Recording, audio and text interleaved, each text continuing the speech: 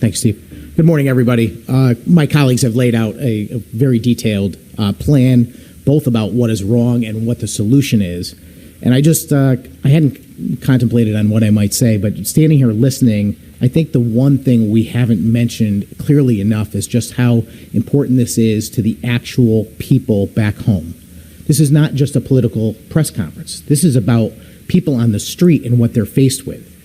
More and more, I'm having conversations with constituents, residents, town leaders too, not about frustration. That I'm used to. Year after year, I come here, I hear their frustrations. Now I'm hearing about desperation. I'm hearing about people that are going to lose their homes. I'm hearing about town governments that do not know how they're going to balance their budgets. And all of that can be tracked right back to this building and the majority party that has been in charge for decades. Nothing has changed. They continue down the same path. They grow government. They create more regulation. They create more dependency and more reliance on government in some areas, meanwhile chasing away the people in our society that are hardworking, that are producing, that drive our economy. It cannot be sustained forever. And we are about to hit a brick wall, in my view.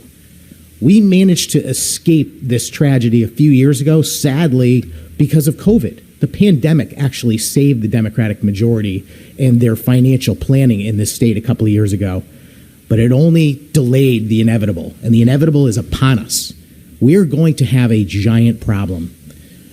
People across Connecticut's property taxes are going to increase exponentially, and as a direct result of inflation that's been created on a federal level by the previous administration and by a lack of planning and the lack of desire to make our towns whole in this building.